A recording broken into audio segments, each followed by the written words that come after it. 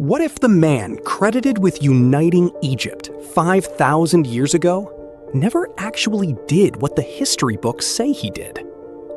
Some historians believe the first pharaoh you're about to meet may not even be one person at all, but two kings whose stories were merged into a single legend. And that's just the beginning.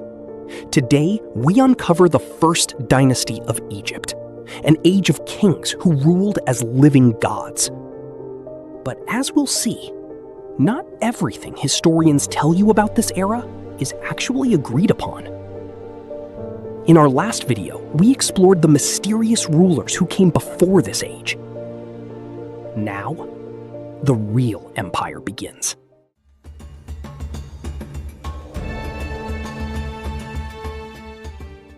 Many historians believe Narmer and the king known as Menes are in fact the same person, the very first pharaoh to rule a unified Egypt around 3100 BCE. The famous Narmer palette found in Hierakonpolis shows him wearing both the white crown of Upper Egypt and the red crown of Lower Egypt, a powerful symbol of one nation under one ruler.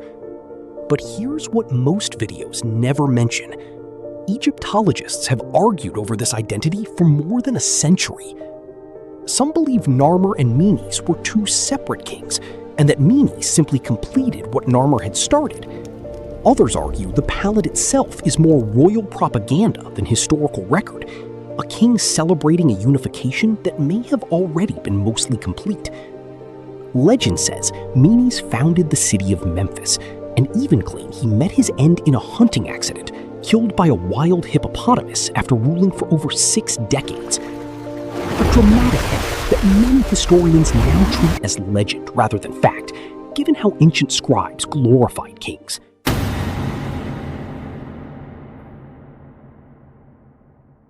The successor to Narmer was a king known as Hor-Aha, meaning Horus the Fighter. He ruled around 3100 to 3050 BCE, and is believed to have continued expanding Egyptian control southward into Nubia. Archaeological evidence found at Abydos suggests his reign saw the construction of some of the earliest royal tombs, built with mud brick, a style that would evolve over the following centuries into the great stone pyramids of later kings. Some scholars actually believe Hor-Aha may himself be the true Menes of legend, adding yet another layer to a puzzle that Egyptology still hasn't fully solved.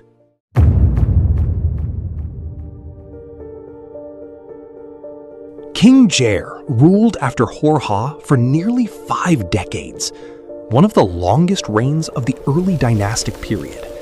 His tomb at Abydos became so significant that later Egyptians came to believe it was the actual burial place of the god Osiris himself, turning the site into a place of pilgrimage for thousands of years.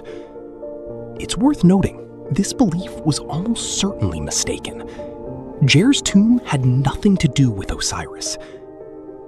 But the myth shows something fascinating: how later Egyptians rewrote their own history to fit their beliefs.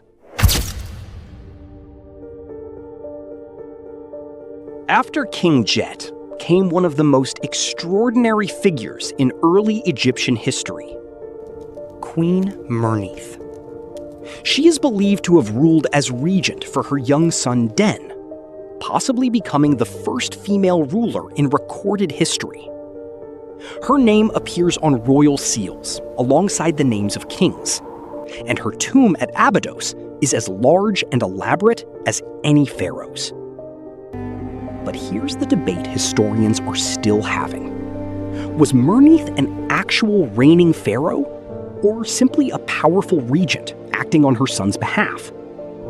Some king lists from ancient Egypt itself leave her name out entirely, while her tomb tells a very different story.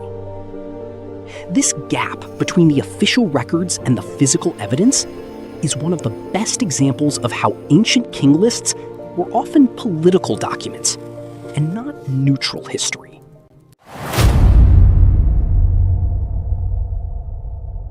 King Den's reign is considered a turning point for the First Dynasty.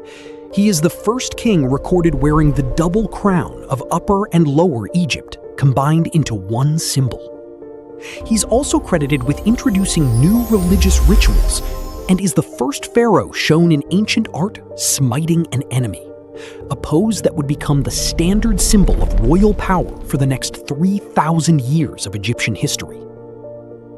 If Merneith truly ruled as regent, Den's later success raises an uncomfortable question for ancient record keepers. Why did the woman who protected his throne disappear so quickly from official memory?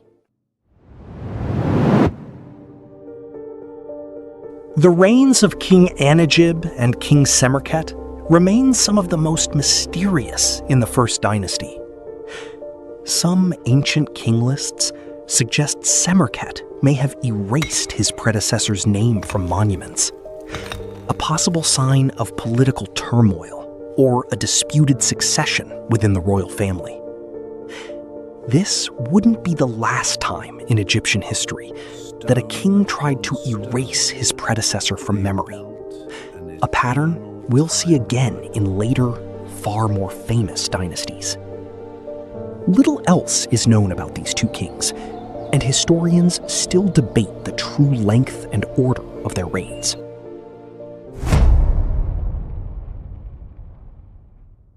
The First Dynasty came to a close with King Qa'a, whose long and stable reign is seen as a peaceful end to this founding era.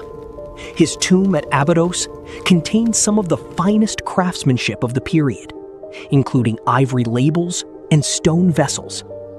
After his death, Egypt entered a period of succession disputes that would give rise to the Second Dynasty, and a new chapter in the story of the two lands.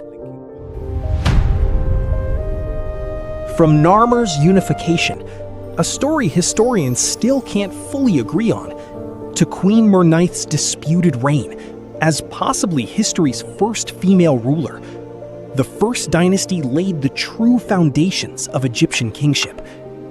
But it also shows us something else: how much of what we call ancient history is really our best interpretation of fragments, not settled fact. As we move into the Second Dynasty, new mysteries and conflicts will emerge that shaped the path toward one of the most iconic ages in ancient Egypt. Stay tuned for more in our next video, and don't forget to like the video and subscribe to the channel. Goodbye.